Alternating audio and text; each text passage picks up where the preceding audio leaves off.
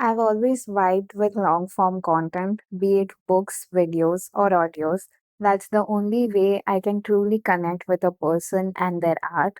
I don't use Instagram or X solely because of the information overload, short form content, and zero inclination to use them in the first place.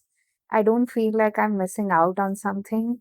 And of course, information overload can also occur on YouTube.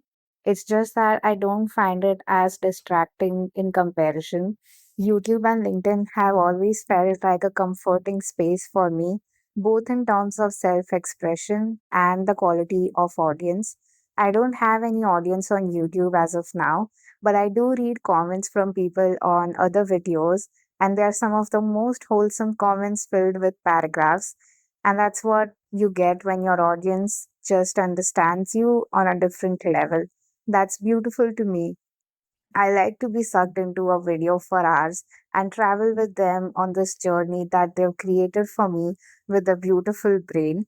It's not consuming content by this point, it's being a part of a higher experience along with them. I'm not saying this to condemn short form content. Maybe it works for most people, but as someone who does not interact with it, people find it rather surprising and go to the extent of pushing me to join these apps. I don't get the craze, maybe because I've seen it ruin my perfectly normal life and turn it into one filled with unnecessary distractions. I live for the moments of peace and silence I feel by not being a part of such constant overstimulation. I don't think we would need social media detox if our lives were simpler and we did not use social media day in and day out. It's a thing only because we're constantly on our phones, even after being well aware of the nuisance it adds to our lives. But that's a topic for another day. Long form means the world to me because of its ability to genuinely impact me. It's not something I'll forget with one scroll, it becomes a part of me. Something that I'll talk about with my friends, something that occupies a significant space in my heart. That's what I look for, a fuller, richer experience of life through others' work. Consuming it makes my life brighter without taking away my peace and sanity, and that's a big one for me. It soothes parts of my life that I did not know needed attention. It leaves me wanting more. It makes me fall in love with the art and the artist. It's my definition of depth, the one that is missed in transitions, quick how to's, marketing gimmicks, and consumer hacks. Don't play with my brain to keep me glued to the screen for cheap dopamine that hits. Sorry. I ruined that. Let me repeat again. Don't play with my brain to keep me glued to the screen for cheap dopamine hits that disappear as quickly as they arrive. Give me something I can take beyond the screen. Give me the experience of a lifetime. Give me your most vulnerable moments that showcase who you are today. Give me your humanness and give me your complete perspective and not just 30 seconds of it. Side note, through this piece, I'm in no way demeaning creators who are trying to reach wider audiences through their work that is hopefully aimed at providing some value and not just chasing virality and trends. My question is to the creators of the app who very well know the consequences of short form content and what it does to our brains, but would still put the best minds in the world to keep deteriorating our attention spans. And yeah, it's the viewer's choice to do so. But what if your viewer is a 15-year-old who hasn't developed their brain and is fresh out of school? Who's going to help them make a better choice when your app is the most enticing thing they've been introduced to? I leave it at that since it really isn't in my control, but I can only hope that this doesn't become the norm. I just got a bit carried away since I was reminded of the documentary The Social Dilemma and also my early experiences of using these apps. I know adults are well equipped with this knowledge and hopefully make better use of their time. My monologue is only for the ones who feel trapped by it, just the way I felt at some point in my life. Also, I'm assuming some people might feel sharing a 5-minute audio is not long form. I get that, but my main focus is to write first, which comes somewhere between 600 to 1000 words. I've consciously chosen to get better at writing and then share my thoughts. So the writing is long form, but it replicates to a shorter audio. I hope to write more in the future because I vibe with it better. Also, not a lot of platforms allow you to post such long stuff. There's a limit on LinkedIn.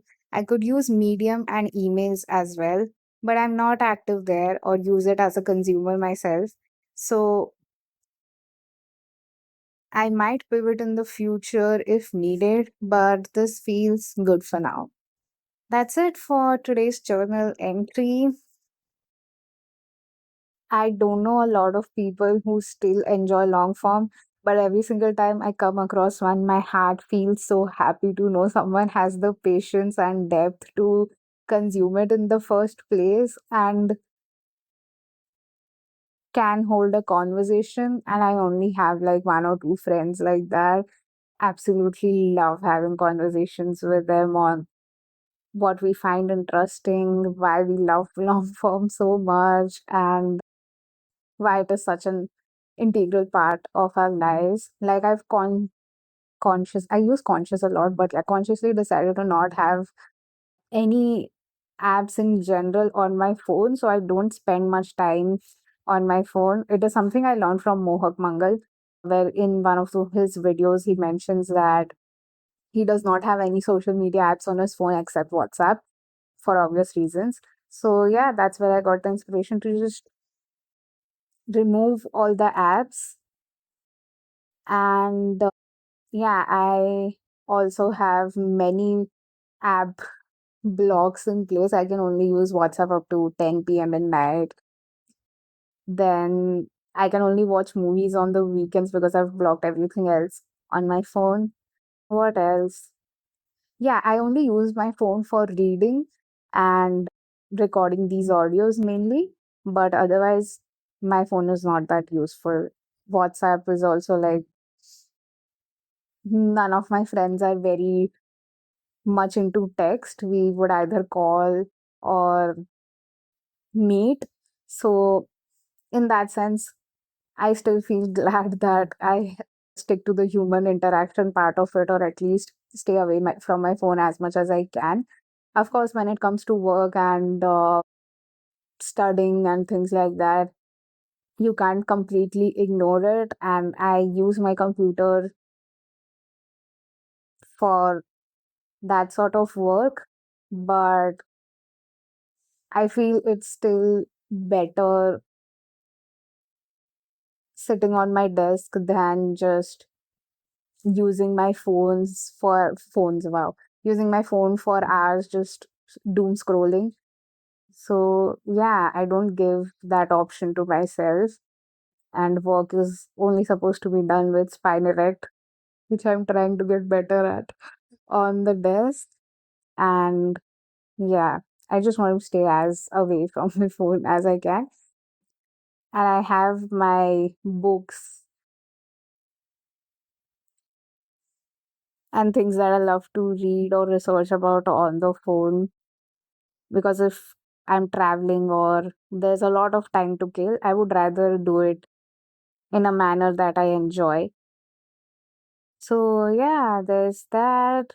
I just wanted to share like a few things to overcome social media addiction. You might not have to go as far as I have gone because I was terrible at it. Like, I literally had no control over my social media usage, and I was done with it. I could see nothing coming out of it. And I was like, okay, I'm gonna delete it. It's not gonna affect my life as much.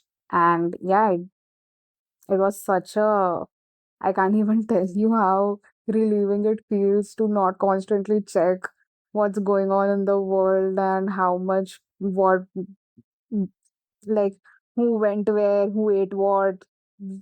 I don't need that. So yeah. Anyway, so if you also are a long form content lover, I love you already because you are you have a higher attention span and patience to get through the good stuff. And yeah, your dopamine is not as fired up or like affected. So I don't know how to frame this thing, but anyway, you get the point.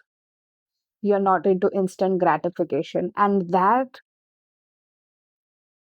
is what impresses me. I love it.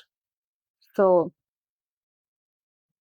if you're that person in this day and era, salute, respect, love it.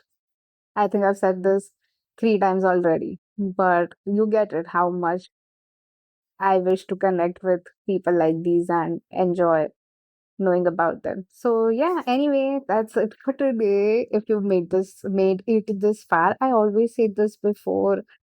Sorry, if you made it this far, thank you so much for listening, and I'll see you in the next one.